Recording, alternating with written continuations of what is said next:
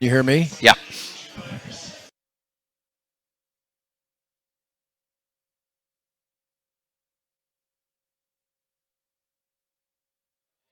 Hey, welcome on in. It's another edition of the Gary Andersen Coaches Show. We're live here at Old Chicago. I'd love for you to come by and hang out with us. Great, boy, I tell you what, whatever you want, the pizza, the wings, it's all right here. Come down, grab yourself a bite, and let's talk a little bit of football with head coach of the Utah State Aggies, Gary Andersen. Coach, coming off the loss to Boise State, you got that first game under your belts. And you and I, we talked a little bit this earlier today on our flagship station, but a lot of times you get to take a look at the film and see with a little bit more clear eye what happened and what went right and what went wrong. Kind of give us your evaluation of what you saw in that game against Boise State and the path going forward. Well, much like I felt, on the sidelines after the game, it was our kids. The highlights were our kids fought their tails off. It was a tough physical game, and we knew it was going to be. Boise's a very talented football team. So I was proud of the way they came back, and they never faded. They didn't, all of a sudden, woe was me because we fell behind the way we did. There was no finger pointing. It was good to see that. On the flip side, it was a lot like a repeat of a year ago, quite frankly. Yeah. I mean, when you sit back and you look at it, and we did some things better than we did a year ago, but it's not nearly good enough to match up against Boise State. And that's just the facts, and that's where we're sitting, and I think our kids understand that. And it's we lost both lines of scrimmage. There was times we had some moments, we had some drives. The offensive line came out, and then I don't know what that was, 16-play drive or whatever it was, and ran the ball the majority of the time, and that was great to see that. We ran hard, scored a touchdown, and then we had the muff punt that we took advantage of and got another point. We ran the ball and threw some balls there that were successful, so it was good to see. Converted some third and fourth downs in the fourth quarter that were good to see through the throw in the air. But the bottom line is we up front we didn't we got a couple sacks on the defensive side of the ball. But again, it's overall. We didn't pass protect well enough, which is not just the offensive line. It's the quarterback getting the ball out. It's the running backs blocking. It's the tight ends blocking. We didn't rush the passer good enough. We didn't stop the run good enough. That's not all the defensive line. That's the safeties. That's the linebackers. But there is a real physical presence to the game when you play Boise State. And the bottom line is, it's just my belief you have to win in the line of scrimmages. And that right now did not do that against Boise State. So we can harp on it forever, but that's the fact of the matter. Did you feel like, from a pass protection standpoint, your offensive line got better as the game went on? Yeah, and I think we got the ball out better. There's the whole passing game thing. If you sit back and look at it, we evaluate it from year to year, and we evaluated it last year, and we had a number one draft pick and as a quarterback, and he was a tremendous player. But we didn't get the production we really wanted out of that either, right? And Jordan and that's not pointing a finger at Jordan. It's pointing at myself. We have to be able to throw the ball better, and it's not the quarterback, it's not the wide receivers, it's all of us. It's encompassing to get us where we need to be. So, and everything that I look at every day when I wake up, it's not yes, this week it's about San Diego State, and next week it's about Nevada, but it's about finding a way to be able to put a team together that can win a championship on offense and defense, and that's what we're trying to get ourselves in a position to do. And so that's my mindset every day. So with throw the ball, I look at it championship aspirations. Running the ball, same way. Stopping the run, pass defense, special teams, all those things come into it. And we got to continue to work and grind at it. And right now we have one game behind us that we look at and say, and those guys are the champs last year. So we're not the championship team level at that point. So we got to work every day as a staff to help the kids get better. They'll work, and we'll keep grinding. Through the third quarter, the running game really picked up, as you mentioned, and you're really able to run the ball downhill against this defense. Do you take some of that confidence that maybe you were able to pick up in that second half and maybe transfer it into this game? Sure. I think that we absolutely have to. And Jaylen Warren did a tremendous job of running the ball. No one's tougher than that kid. He's going to bang it in there. I thought the offensive line, and there was some adjustments made by, Coach Woods at halftime that obviously were good adjustments. I know Coach Schramm was involved in those adjustments also, and those were adjustments that helped us. And that's what you try to do at halftime. It's not about hooping or hollering or yelling or screaming and all that kind of stuff. It's a business-like situation, and you try to get them better. And I commend the coaches for doing it, because Boise did do things a lot different on defense than they did a year ago. That's the way it goes sometimes game one, but we made some adjustments. But that's not why they got the lead they got. But I was proud of those adjustments and the physicalness that we played with from the tight ends in the second half. Brock Lane was basically getting walked through in the hotel to be ready to play, because his number was called Friday at 11:30 when we got on the bus to drive to Boise. So he had a quick cramming session to get ready to go. It's interesting, and you brought this up after the game. I asked you what was the conversation at halftime, and I think some of us that haven't played at that level and have watched way too many sports movies think that there's all this, screaming and yelling at halftime, when in reality it's just about X's and O's and about making adjustments, and it seems like you guys did that well. Yeah. The funny story goes to that. So, Utah State 2-5, Hawaii down 28-7, and we go in, and I've been asked the question 1,000 times, oh, man, what'd you say to him at halftime in that game, man? Nothing. We had. I remember Bobby Wagner wanted to kill one of my coaches at halftime. I remember that. So, but we got that fixed. So that didn't I'd probably put my money on Bobby too. So I definitely put my money on Bobby, especially because it was what coach it was. So it was a slam dunk. But again, in that setting, that situation, we've been in those, and we're on the other side of that. When you walk in there and everything's going great, and you come out and don't play well, and it's like, well, then what did you say to him, coach? Yeah, it screwed him up at halftime. So you got to educate, you got to try to continue to help them learn, and kids are in the moment to play, and they love to compete, and you got to try to help them compete at a high level.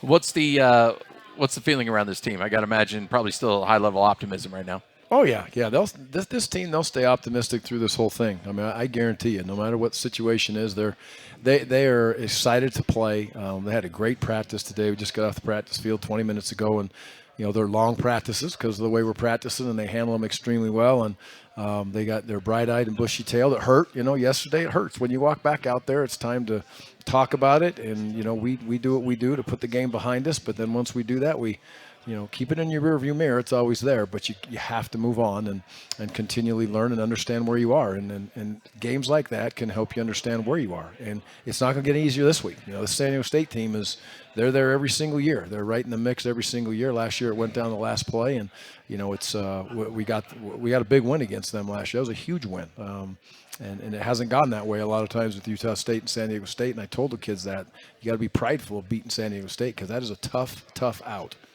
Well, it's also like, and we'll spend some time talking about this team, but you talk about Boise State. They've got an MO. They're tough. They're nasty. They do a lot of great things offensively. And the San Diego State team, even though I know that there's been a bit of a coaching adjustment there, it's a guy that's been there and done it before with San Diego State. They have an MO too. They want to run the ball, and they want to come right at you. No doubt. And and they've got the lines to be able to do that. They've got big physical offensive linemen. I think that they've done a nice job. They'll continue to do that, and with the coaches they have now in the setting that they're in. But they're big, they're physical. They do the same thing on defense. They bob and weave. They try to get you off course. It's kind of like playing offense, Air Force's offense for the defense this week. It's like our offense is on that bobbing and weaving. It's a very different style. It's a very effective style, and it hasn't changed.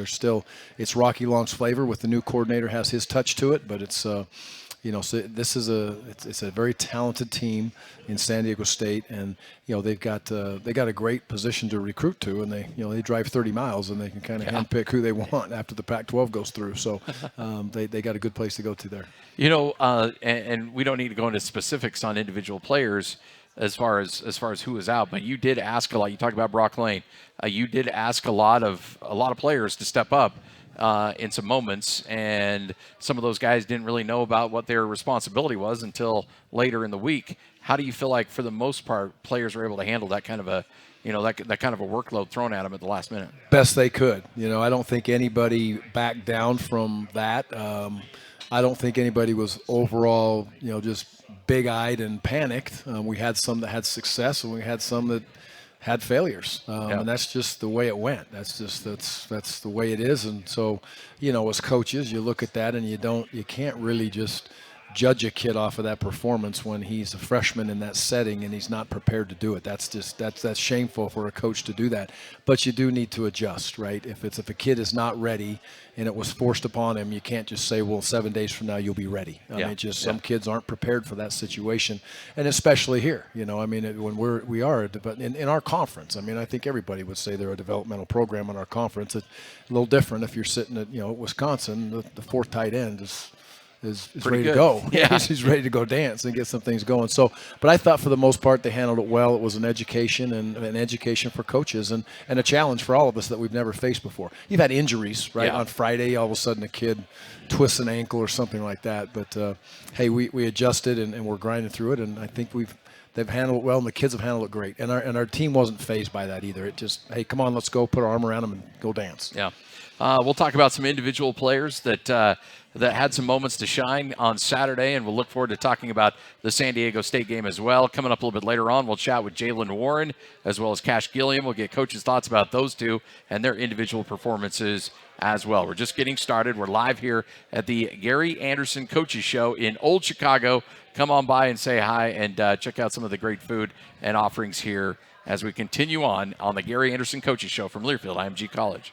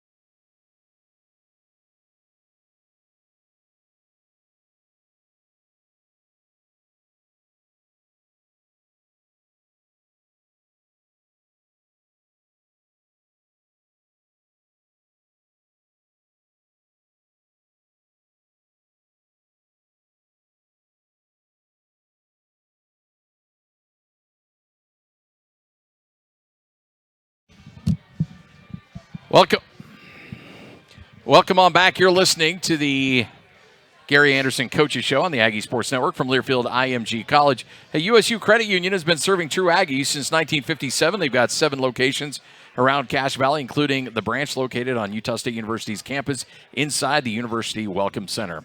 All right, Utah State coming off a loss to Boise State gets set for a showdown against San Diego State. And I had a lot of people come up and say, wow, the schedule seems to be front-loaded. But this year in the conference, seems like I don't know if you can really the whole conference seems like it's loaded. Nevada got a nice win. I mean, you go down the stretch. I mean, everybody's got some pretty good moments so far. Yeah, I haven't watched that Nevada film. I'm going to put that on at some point and watch that. But that's to score that many points and do that against a Wyoming defense is something to pretty special. It is. It's you go to Boise, you got San Diego State here, which is picked to take their side, and we already talked about who they are. And Nevada's playing well, and Hawaii got a big win. We don't play Hawaii, but Hawaii got a big win. San Jose State got a huge win. Coach Brennan got his win. Your old wide receiver coach has got things turned around a bit down there. Yeah, he's been good, and they're building a nice new facility. I talked to him last night for a while, and he's optimistic.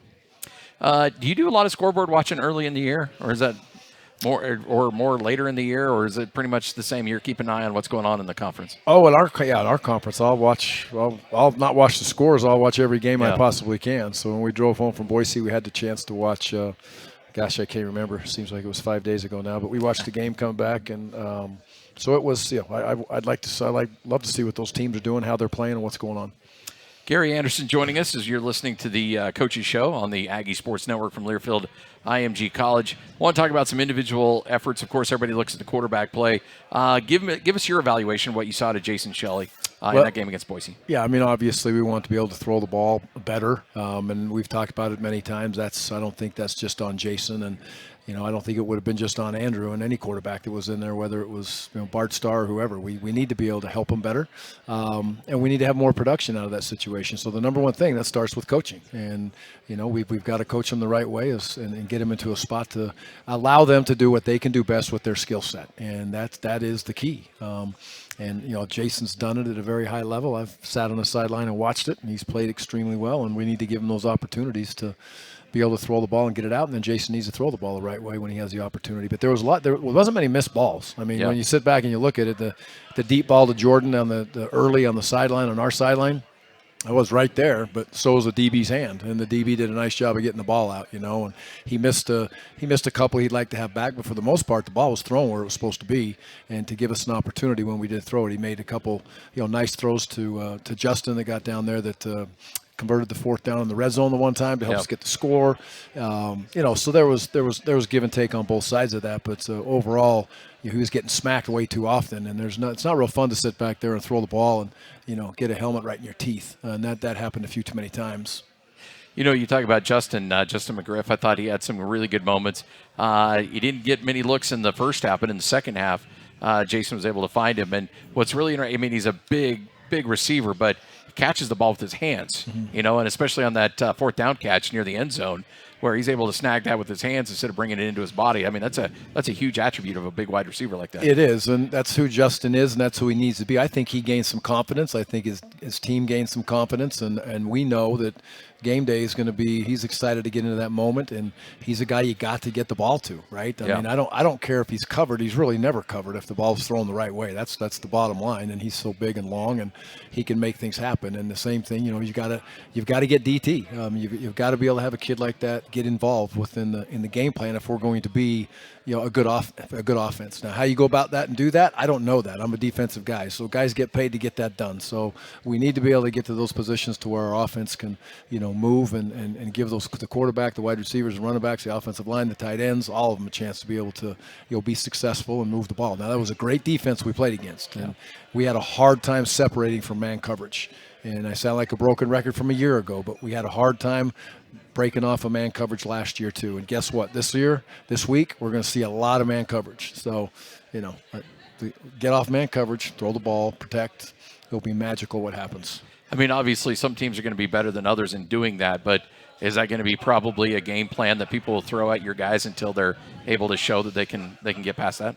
Yeah, I think everybody will play man coverage in those situations, and everybody in our league pretty much. I don't think there's anybody out there that doesn't play a lot of man coverage. I mean, Air Force plays a ton of man coverage, and Colorado State did last year. Wyoming has played more against us, and then there's other ways too, to formation people. So you got the guy off the ball you want to get off the ball and so on, not to get too technical with football. So I'm excited about to see the adjustments we continue to work to make, and it's one game in, but you expect to see improvement. I mean, that's what we're all about, trying to get better.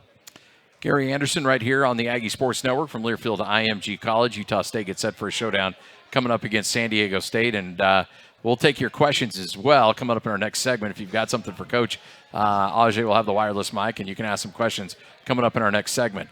Let's talk about a couple big running backs for San Diego State. They ran the ball for 287 yards, including Greg Bell with 111 yards on the ground, including a touchdown. That's a team that they'd like to get after you. Oh yeah. You'll see it if you're at the game. You'll see it if you see them on TV. You'll see it. They're big. Right guard, I think is 6'6", 330 or something, and he moves well. They're big, giant kids across the front, and I think their tight ends are really, really physical kids. They're 255, 260, and they've been there for a while, and 85 and 88. I apologize for not knowing your name, young man, but probably never hear this anyway, but I know you by number, which is a compliment. But yeah, so they're big and they want to run the ball. The running backs, I thought, ran hard and physical, tough-minded, and that's who those guys. That's been their MO for how many years? As long when Rocky was there, that was the whole thing, and it hasn't changed. So, and Brady's been there now, and it was, I remember when we went there and played them first or second year here, and they took it to us in a big way when Brady was there before, and we were able to get some redemption on that one, so that was a positive. But their MO won't change. And you'd think a team like that, especially in Southern California, might have a little bit more flash to them, but you can tell. I mean, that's the Rocky Long MO right there. We're just going to get after you, and we're going to beat you up a little bit. And I got to imagine too, from your defense, talk a little bit about what you saw from them against Boise State and how you think they'll improve in coming up in week 2. Well, I think the biggest thing is, we played hard. We had some mistakes that are very fixable, and we had a couple huge mistakes, and they were young players, and that's, like I said after the game, it's just not an excuse. It doesn't really matter. I mean, Boise didn't come out and say, "Oh, that's a freshman, let's not try to take advantage of him." They did just the opposite, and they did. Yeah. So we'll improve on that. We'll continue to understand that and move through those situations. But I thought that they fought hard. There was times on the line of scrimmage where we hung in there and knocked the heck out of them, and there was times they got the better of us. But I thought that was a good fight. It was a little bit lopsided towards them, obviously, with the way they ran the ball and the points they scored. You can't say it wasn't. But it was. I thought we flew to the ball. Our want to was there. Our tackling angles were at times not good. Other times they were good. And our ability to tackle, to me, tackling is a want to, and I know that's there. Tackling is second, it's athletic ability, and tackling is strength. And those are the three things that really comes down to tackling. And when we got ourselves in bad angles, we didn't tackle well. There was a couple times we got a little overpowered and arm tackled people, and we got to get over that. We got to continue to coach that better. And I'm not, by the way, trying to give you any excuses here, but because everybody's dealing with it. But do you think I won't let you have any? So I won't let you give me any. Excuse me. But do you think lack of spring, shortened camp, stuff like that, does that affect tackling? Sure, because strength is a huge part of tackling. I mean, it absolutely is, and we want to get ourselves, and we're not going to stop lifting hard during the season right now to continue to grow and develop that. But that is what it is. That's not going to change, and we can. Everybody had to deal with it. Everyone's this and that, but there's different. Every team is in a different spot, and so we're going to keep battling that and keep working to keep our strength and gain strength a little bit during the season if we can get it done. Is that more so than usual? I mean, it's an 8-game season. Are you working on those things a little bit more than maybe you normally would in a 12-game season? Mm-hmm. Yeah, absolutely. And we did even during camp. I don't want to discount that we're not playing 12 games and we're only playing 8 or whatever it may be, but we are definitely trying to keep a pace a little bit of working to for sure maintain or maybe even get a little more strength. And our young kids always do that. The young kids, everybody doesn't travel. They'll be in there tomorrow morning at 7 o'clock and they'll be lifting with the developmental lift. But I think with our older kids, and it's relative. There's kids that have been in the program for a long time and they've got a lot of miles on them. You're a little more careful with those guys as you bring them around. But it is an emphasis a little bit more than it usually is. One thing that really jumped out at me when looking at some of the stats from the San Diego State UNLV game, they had 14 tackles for losses against UNLV. Is that just is that a scheme standpoint, or they just got the horses that can create all kind of havoc? Well, it's both. It's a very confusing defense, and they had a day now. They were all over it with 5 sacking the quarterback and. The behind the line of scrimmage plays and the quarterback throwing it away. And now I will say this, in the second half, UNLV came back and, had a couple drives and obviously scored on one and got down there the next time to cut it to a 2-score game and then got stopped on a 4th down play. But they executed and got down the field. So, but that's the deal. You got to hit some big plays against San Diego State. And if you crease them in those twist games on the run game, then you got a chance for a big play. And they have a chance for a big play every snap because of the way they dine and dash, and it works very well for them. And I like a lot of the things they do, and they've done a nice job of recruiting to that.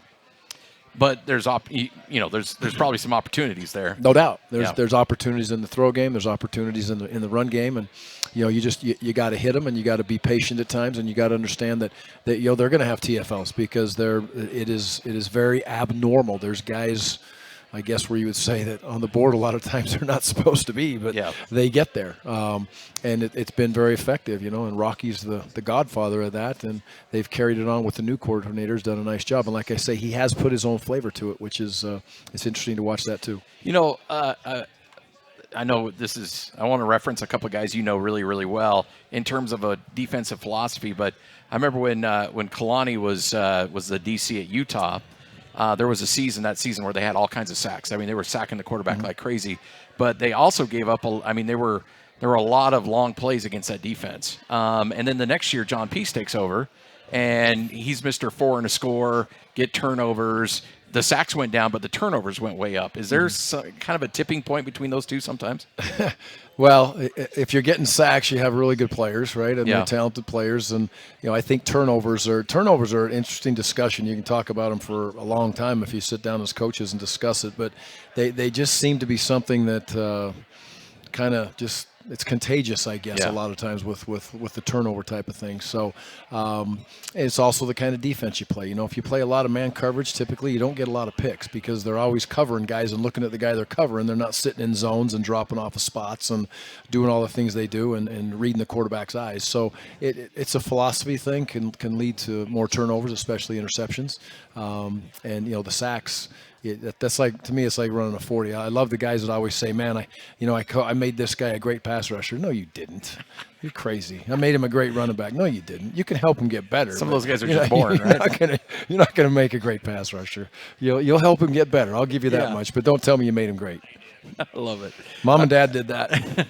6:31, you're listening to the Gary Andersen Coaches Show. We'll take a break, come back. If you got questions for Coach, let's hear them. We'll have the wireless mic here. You can ask a question for Coach. We'll also look more at this San Diego State team. And coming up in about 15 minutes, you'll hear from Jaylen Warren and Koch Gilliam. It's all straight ahead on the Aggie Sports Network from Learfield IMG College.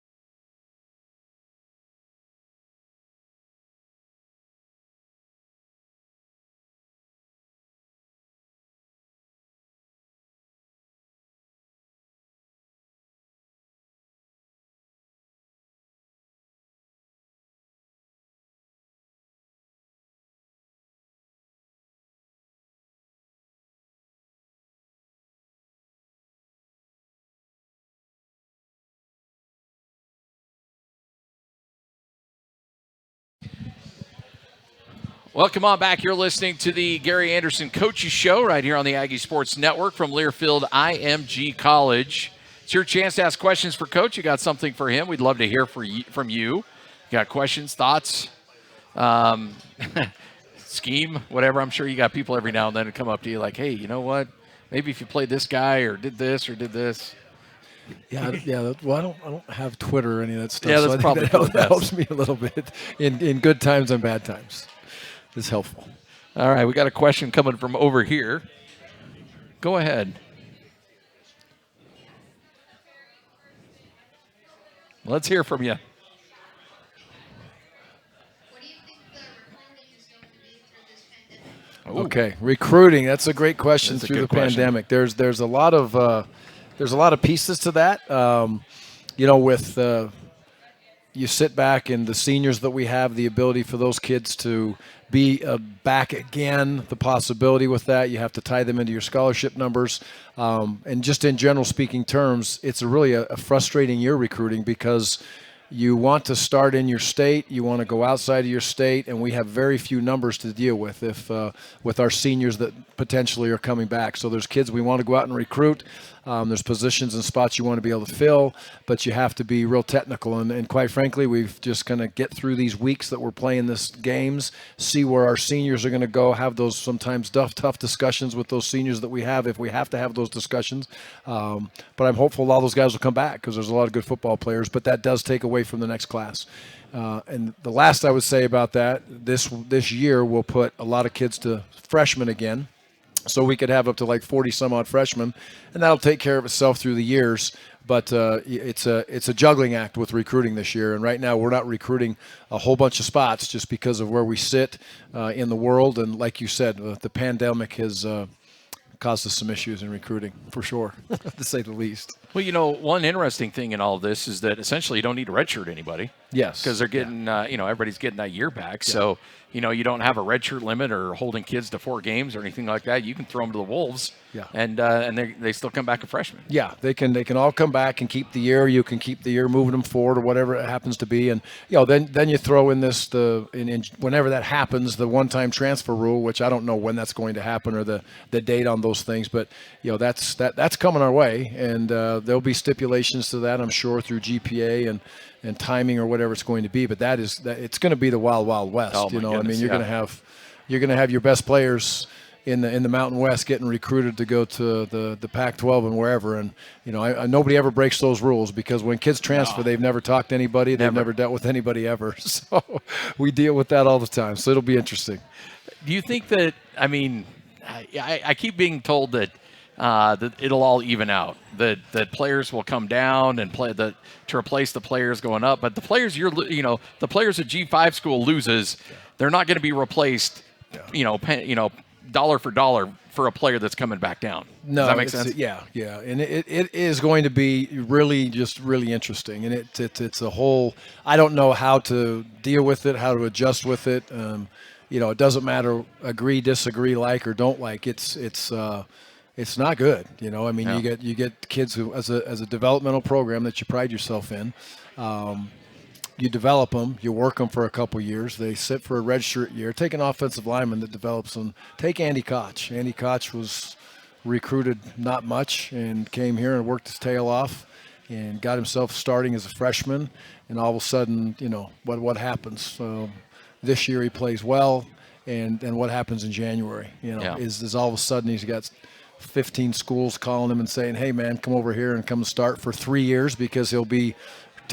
Frankly, he'll be a sophomore, and you got 3 years to come here and play, and those are really hard things to be able to deal with, and we already deal with that. We've dealt with that since I've been back here this year. We've dealt with that 2 or 3 times with kids that have transferred out of here that have gone places where I know there's tampering. I know there is, and it's just how do you go about handling it and go with it. And I've had other coaches in the league talk to me about the same thing. So it's going to have to be addressed and talked to and dealt with, but again, I don't have the answers, and it doesn't matter if I think it's good for the sport or not. I think it's horrible for the sport, but that's not my decision. How about name, image, likeness, and how do you? I don't think name, image, and likeness is going to be a big deal here. You sit back and say you get into a Power 5 school and those places that have the money that they have in that situation and the setting, it's going to be it's going to be difficult. Yeah. Where does it go? How do you handle it?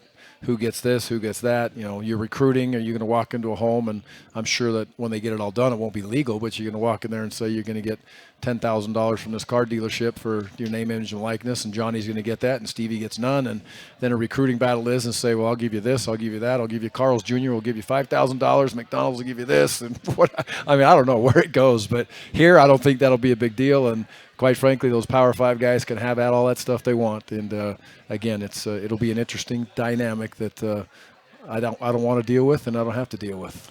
So, obviously, you got a big game this week, and we'll talk a little bit more about this on the show next week. But I don't know if anybody, because frankly, when you came on with myself and Hans Olsen, not today, but the week before, this hadn't settled in on what your next week looks like.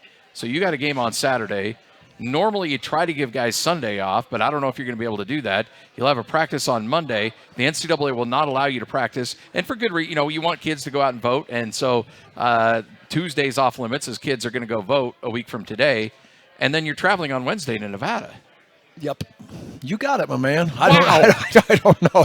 That's a wow is right. So, yeah, we'll play. We'll get back. We're at home, so that's a positive, and we'll get back, and we'll have to move quickly through San Diego State. And that typically what you do lose in those scenarios is kind of the last game, if you will, because you got to go. I mean, you got to go with whatever the situation was. You're going to have a quick learning tape from the game and do your corrections, and you're going to jump right into Nevada, and you have to practice. You have to get them out on the field on Sunday. And it's not like it's a big physical day, but you got to get them on the field. You got to look at the scheme, and apparently those guys can score some points. So the defense better get out there and see what's happening on that flip side of thing, and what happened with Wyoming. And then we'll come back on Monday and we'll have a practice. And Tuesday, right, from my knowledge, that's still the situation. You don't get to do anything. And Wednesday we'll practice in the morning and we'll go and have some walkthroughs on Thursday, I'm sure. You do have. After this one, then you come back play Saturday, and then you've got 3 Thursdays in a row. Yes. Do you like that?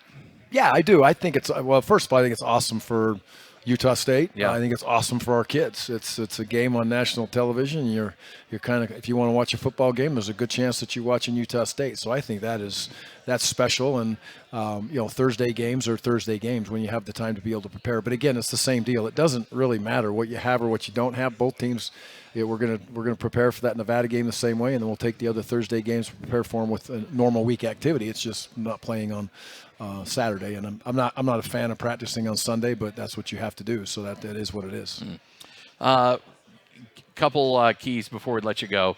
I got to imagine O-line, D-line key in this game against San Diego State. No doubt. It's the physicality. And, if you just look at the physicality of last year's game, we were able to, hang in there and do a nice job. And we made some plays that were opportunistic. And first drive of the game, San Diego State goes down the field. They get to whatever, the 15-yard line or whatever, and we get out of it, and they have to kick a field goal.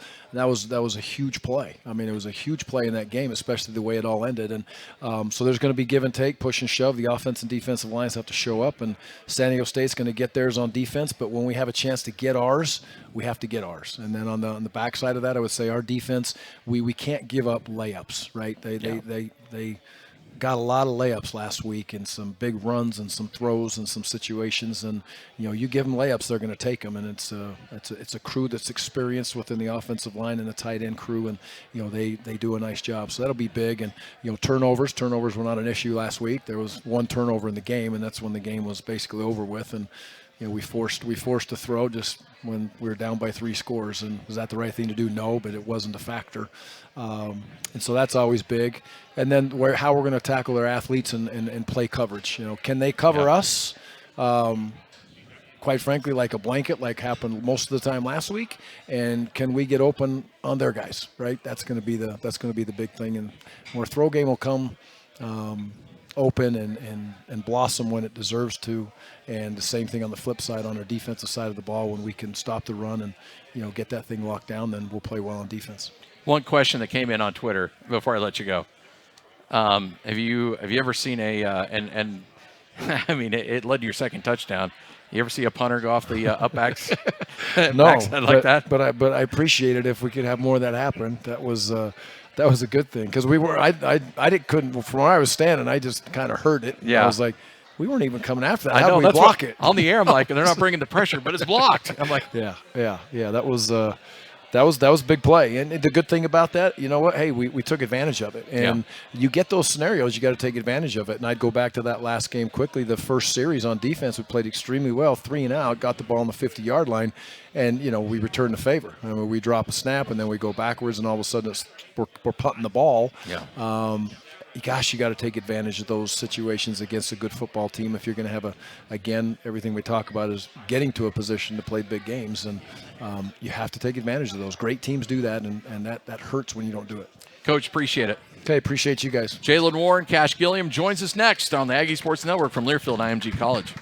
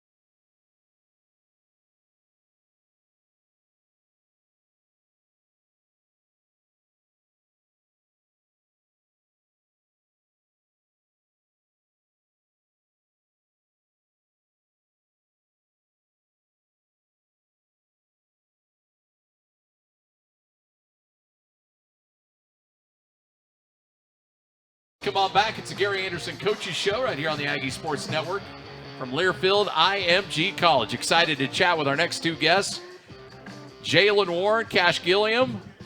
After Utah State wraps up their game against Boise State, gets set for a showdown against San Diego State. Koch, let's start with you. How are you, man? Good. Yeah, I got you. You're cutting out a little bit, but let's talk about your spot moving to linebacker, what that's meant for you, and how's that transition been? It's been a cool transition. You know, the guys really have took me in the front seven and just been, watching extra film with me and just teaching me little stuff about the ins and outs of playing linebacker because it happens a little bit faster than safety. What is the speed of it? Has that been the biggest transition? What's been the hardest part to pick up? Not really the speed necessarily, but more so like my key, my keys can change really, really quickly. And since I'm closer to the line of scrimmage, Yeah. Let's it's my keys. Nice. Let's go back to that Boise State game. I mean, the third play of the game, you get a big stop on third down, force a 3 and out. Did you feel comfortable out there in that game against Boise State? Yes, sir. I felt a little bit comfortable. It was the first game back, and I was hurt for like 8 months with a stress fracture. So it's been just a long journey to get back out there. But after the first couple of plays, I feel comfortable. And I feel like there's much room for improvement. So we're ready to put that work in to improve and not make as many mental errors this next week. We had a chance to chat with Jaylen Warren after the game on Saturday. Excited to chat with him again. Jaylen, how you doing? Doing good. How are you? Doing well. Thanks for joining us. Normally, in years where we're not dealing with a pandemic, you guys are down here hanging out with us, but we appreciate you doing this over the phone. Jaylen, you've had a chance to go back and you look at the film. You got to check out a little bit more in depth on how things looked. Give us your evaluation on how you felt like you played in that game, particularly there in the second half. There was a lot I could have done better. But, it's the first game, so it's kind of something you would expect. But after going over the film, I was, like, watching it over with, like, some of the linemen, and, I was just, like, telling them, like, we go over and they'd be like, like, they understand now who they would get in that particular situation. Feel me? So it's just, the debut. Some been here, some haven't. Some people, the first college game. I think it was just toughness that kind of got to people's heads, but hopefully we can, like, factor on that this week. When you started to run the ball there in the third quarter, the offensive line really got a good push. Could you get the sense that this offense played with more confidence there in the second half? Yeah, I could. I kind of figure, like, obviously we had a slow start, so, like, something had to have happened in order to get the momentum up. So after, like, things started to look right, I think that's kind of what got everybody up and going. Jaylen Warren, Gilliam joining us here on the Aggie Sports Network from Learfield IMG College. Jaylen, you burst out on the scene last year, and I know injuries slowed you down a little bit. Just how excited are you not only to have a good game in game one, but to get ready to play and play an 8-game schedule and stay healthy? Yeah, that's kind of something I'm focusing on, is staying healthy. The first game didn't go as well as planned, but it's over with. It's in the past. All we can do is, like, look forward. But I'm excited. I'm excited to see what the season has in store for us. Cash, let's talk about the defensive side. I know Boise State's got that's a tremendous offense, good O-line, good quarterback, good receivers, really good running back. How do you feel like you guys handled yourself in that game? Because I know you gave up some points, but you did get after the quarterback quite a bit. Yes, sir. I feel like, we got to give credit when credit's due. Boise State came in and, they stayed within their system, and, they executed when it was time to execute, like on third downs. But as far as our defense, we shot ourselves in the foot a couple times with the communication and just misalignment and tackling. And the best thing about that, those are all fixable, things we can fix in practice this week. So I feel very good about the future of our defense. And we came in today with a good work ethic and a good mindset, to get better. How much granted, it was just, it's one game against Boise State, but Coach mentioned there's an incredible amount of positivity, an incredible amount of good chemistry on this team. Do you guys recognize that as well? Cash, let's start with you on that one. Do you feel like this team's unified and in a really good place? Yes, sir. I definitely feel that way, because at the end of the day, champions have to bounce back. And to be a championship team, you got to be able to get hit in the mouth and bounce back. That's the sweet thing about football, You got to line it back up every week and, get back after it. Our conference is a really good conference. We got to keep just chipping away, working on ourselves and staying tight as a unit. And I feel like good things will come. And we believe that offensively, defensively, and special teams. Jaylen, in the second half, you guys, as we mentioned, you ran the ball well. Offensive line got a good push. Can you take that confidence and take it into this next game against San Diego State?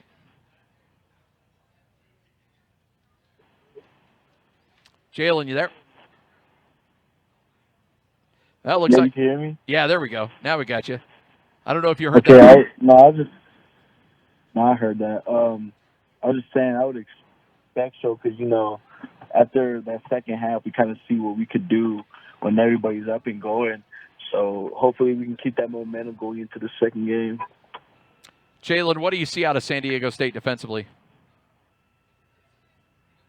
You want me to tell you their fronts and all that? Well, Or you don't what? have to go deep into X's Players? and O's, but what jumps out at you? No, when they you look at them got, in they film? got some good players. They have, like, obviously they're known Aztec backer that we're going to have to focus on this week. But, you know, they're all right. They're not as good as our defense. You know, you feel me? So There you go. There you go, Cash. You like that? I love that. Well, Cash, I'll ask you the same thing. They got a couple of running backs. I mean, they ran for over 200 yards against UNLV. They'll try to get after you in the run game. Is that the way you look at things as well? Yeah, kind of like what Jaylen said. They definitely got a plethora of running backs, and I think we do too. We got about 3-4 good running backs, and they run hard. So they're giving us a good look during practice this week of just the pursuit angles we need to take. That's the biggest thing. I feel like, you know what I'm saying, as a defense, we work on our pursuit angles and just run to the ball like we know how to do. I feel like we'll be fine. Well, gentlemen, good luck on Saturday. Looking forward to catching up with you again after the game, talking about a big W, all right? Yes, sir. Love it. thank you. You got it. Jaylen Warren, you. Cash Gilliam, right here on the Aggie Sports Network from Learfield IMG College. All right, remember, pregame show beginning Saturday evening, and hopefully you're one of the 5,500 people out there that are got tickets that will be at this game. Remember, limited amount of seating available with the rules of the government and, of course, in the middle of this pandemic. So if you are there, be loud, be excited, and let's hear from you. It should be a fun game, Utah State and San Diego State. Big thanks to Coach Gary Andersen. Big thanks to Jaylen Warren, as well as Cash Gilliam, for joining us here on the Aggie Sports Network from Learfield IMG College. Hey, remember, USU Credit Union offers financial services such as mortgages, home equity line of credits, student loans, and savings and retirement accounts. More information about services and applications are available at usucu.org or in person at any branch location. I'm Scott Gerard. Thanks for joining us. Back next week for another edition of the Gary Andersen Coaches Show from Learfield IMG College.